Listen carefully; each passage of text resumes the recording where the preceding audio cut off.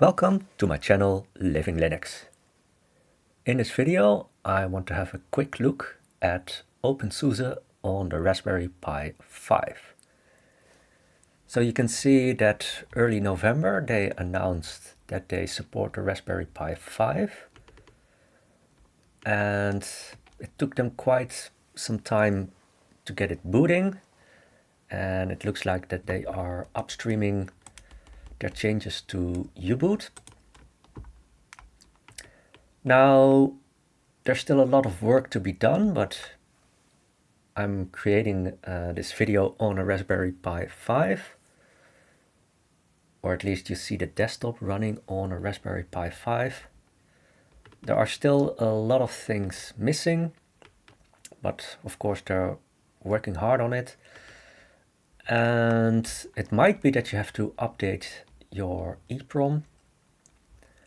And yeah, I can show you that I have the firmware from April.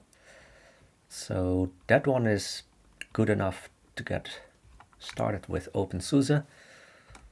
And yeah, here you see, unfortunately at the moment, graphics is software rendering, and I'm more of a desktop person, not really a server person, so that means that my use cases will be limited for the time being. Good thing is that it has kernel 6.17.8.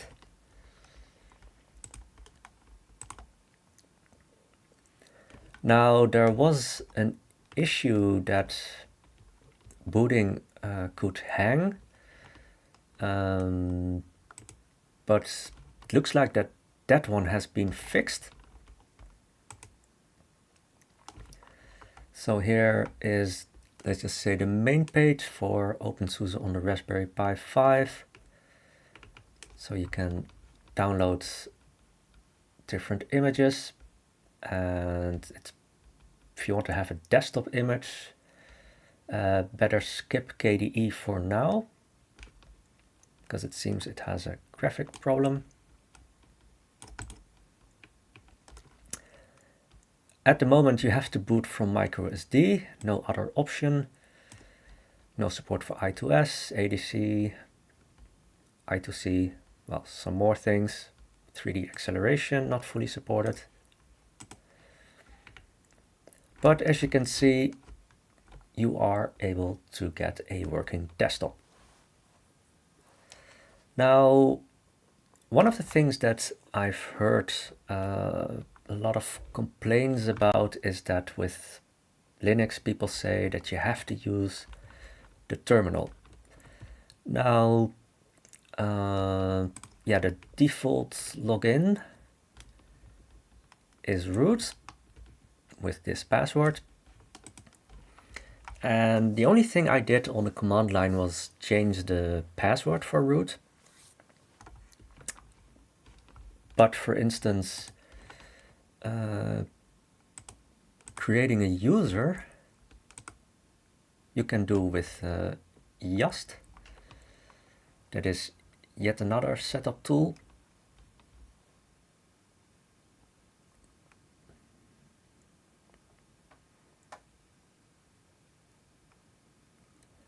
So here you have a GUI for editing a user, adding a user, or even delete it. So that makes things a lot easier. One other thing is also that a lot of the software, you can just install it with YaST.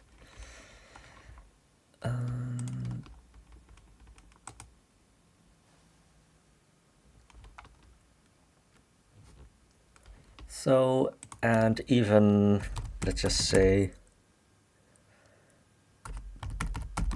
the software that you use on the command line, that can also be installed with YaST, with a GUI. So here you can see that, for instance, vkCube, Vulkan Info, you can just install it with this GUI. Now, as they said, 3D acceleration It's not yet implemented, or at least not fully implemented. So if we have a look at vkCube, then you can see that it's using a lot of CPU. It does work, but it's using a lot of CPU.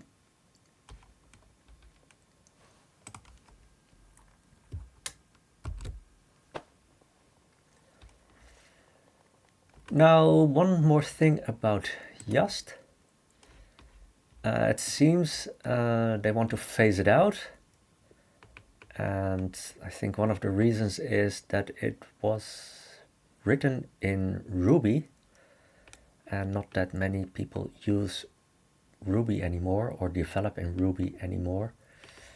So yeah, I think that there's not really something that really replaces YaST completely, but there are of course other things.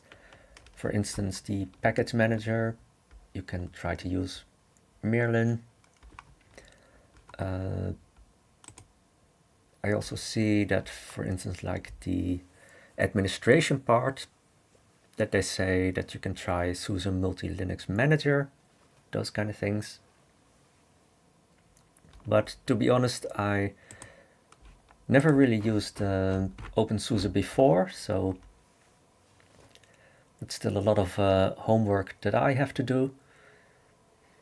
But I think the good part is that you can start testing it on a Raspberry Pi 5, and for the boot process they're upstreaming it to U-boot, so perhaps other distributions can also make use of this in the future.